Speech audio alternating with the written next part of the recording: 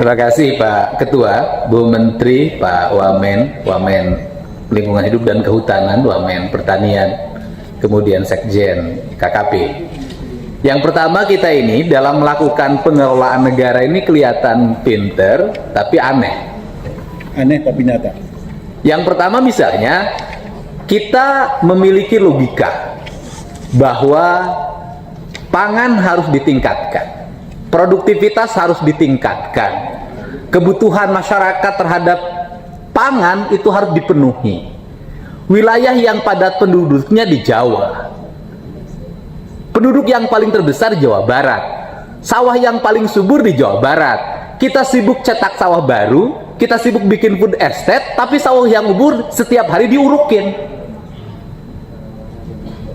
Logika apa ini negara ini?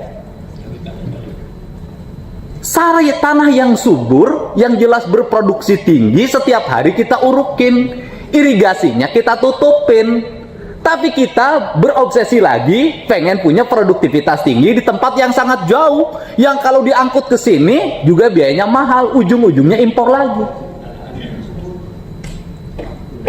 Ini yang berulang-ulang saya sampaikan ke Menteri Lingkungan Hidup, segera tata itu RUTR atau RDTR itu, RTRW itu, dibuat pemetaan yang baik. Tidak lagi kita langsung saling tuduh menuduh, ini wali kota, ini bupati, ini gubernur. Terintegrasi kebutuhan pangan orang Jawa Barat berapa, kebutuhan pangan orang Jawa Tengah berapa, orang Jawa Timur berapa, orang Sumatera berapa, Kalimantan berapa. Sesuaikan dengan arealnya, dorong produksi di situ, tidak usah loncat ke tempat lain. Nah, itu yang harus dilakukan oleh kita semua. Kalau tidak, sampai kapanpun dalam setiap periodisasi kita hanya membuat proyek angan-angan yang tidak pernah tercapai. Itu yang pertama. Yang kedua, kita bentuk BNPB dari pusat sampai daerah. Kita ingin Indonesia bebas dari bencana, tapi di sini kita ngomongin hutan dirubah. Menteri Kehutanan ngomongin food estate, Menteri Kehutanan ngomongin hutan lindung bisa dirubah menjadi kawasan food estate. Logika Menteri Kehutanan itu satu dalam pikirannya, mempertahankan hutan, menjaga hutan, mempertahankan konservasi. Nggak boleh ngomong yang lain dulu. Yang lain urusan Menteri Pertanian.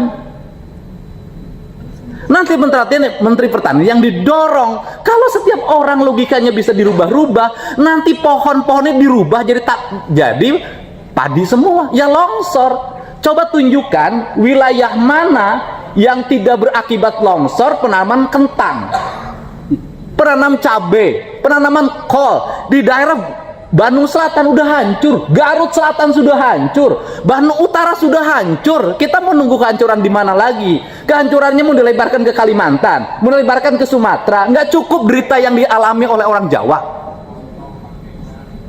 Ini harus segera dirubah mindset berpikir ini. Untuk apa? Negeri ini harus berkesinambungan, nggak berakhir di kita. Menteri boleh ganti, presiden boleh ganti, tapi Indonesia harus terus. Siapa yang bisa mencegah bencana?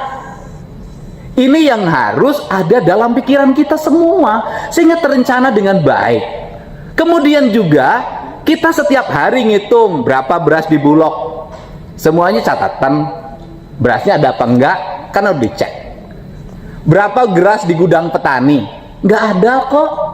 Berapa di gudang pengepul? Itu yang ada. Tetapi saya tunjukkan, ada nggak desa yang punya catatan gudang? Nggak ada. Semuanya disentralisir di Jakarta. Padahal kalau kita ingin swasembada pangan, ingin nggak impor, dimulai dari desa dulu. Tiap desa harus punya gudang beras, dulu sebutnya lead, sekarang nggak ada. Orang setiap hari beras yang ada, padi yang ada di pematang sawah langsung diangkut ke oleh bandar. Nanti kalau harga naik, yang rugi itu adalah buruh tani. Ini yang terjadi hari ini. Logika kita ini terlalu luar negeri, padahal yang dimakan itu beras dalam negeri. Nah, ini yang harus segera dibenahi sistematika berpikirnya, sehingga ketika hari ini harga jagung naik, pertanyaan saya ini, apakah nggak ada rencana taman per tahun? Wilayah mana penghasil jagung berapa juta ton dihasilkan, beras berapa, semuanya dibikin perencanaan yang baik, terintegrasi. Saya katakan hari ini tidak ada integrasi Kementerian Pertanian, Dinas Pertanian Provinsi dan Kabupaten, tidak, masing-masing jalan sendiri-sendiri. Semuanya hanya bermain data. Real di lapangan tidak berjalan secara efektif. Sehingga satu sama lain, kalau ada musim kacang, nanam kacang semuanya. Musim ketimun, nanam ketimun semua. Musim cabai semuanya. Akhirnya pasar itu di kita biasa. Kalau pasar lagi penuh. Kalau pasar lagi kosong. Kita ngomong lagi persoalan misalnya rakyat harus pangannya terpenuhi, proteinnya terpenuhi, anak-anak sekolah harus produktif, tiap hari harus belajar daring. Mana ada produktifnya? Kemudian kita bikin program perkarangan lestari, kemudian program peternakan, perikanan, kemudian program pembagian ayam. Nggak akan ada artinya semuanya kok budaya itu hilang. Kenapa oleh budaya pabrik? Orang semuanya diatur kok hari ini oleh para konglomerat.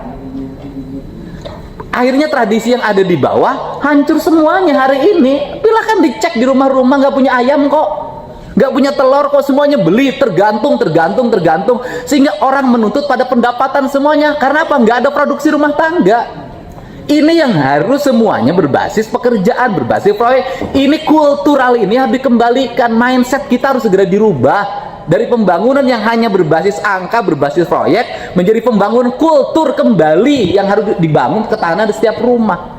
Inilah barangkali pada masa pandemik ini misalnya, berulang-ulang saya ngomong, gak ada itu anak sekolah libur, intervensi oleh Kementerian Pertanian, suruh anak-anak sekolah nanam padi, suruh anak-anak sekolah beternak, itu bisa. Nganggur anak kita hampir setahun hari ini, ngabisin pulsa, bilangnya kuotanya dikasih, faktanya nggak nyampe. Ini yang terjadi. Semua kita hanya berkutat pada program kita masing-masing. Semuanya adalah hanya di Jakarta, agar dipuji di Jakarta, Real rakyat nggak keurus. Inilah barangkali penyadaran bagi kita semuanya pada hari ini. Untuk apa? Pada akhirnya saya meminta, menurut saya, evaluasi berbagai perubahan hutan. Sudahlah, perhutani ini kalau memang gagal dia nanam kayu jati, rugi terus, sudah kembalikan aja jadi hutan alam. Kalau jadi hutan alam susah juga, udah tanamin duren aja sudah, nggak ada masalah. Tanamin rambutan saja sudah, nggak ada masalah. Dibanding lagi alih fungsi lahan lagi. Saya katakan kalau terus-terusan tanah negara dialih fungsi lahankan, suatu saat nggak ada lagi kebun bambu. Suatu saat nggak ada lagi kebun jati, nggak ada lagi sengon. Semua orang berpikir ekonomi, berubah jadi perumahan, berubah jadi perkantoran, berubah jadi industri. Akhirnya nanti Indonesia dalam jangka panjang, yang mahal itu adalah harga oksigen, yang mahal adalah hidup tenang, yang mahal adalah lingkungan yang tertata, yang mahal itu adalah air bersih, yang mahal itu adalah hidup yang sehat pada lingkungannya, yang memiliki basic konservasi. Itu saja apa yang saya sampaikan, tidak lebih dari 2 jam. Terima kasih Ketua atas kesempatannya.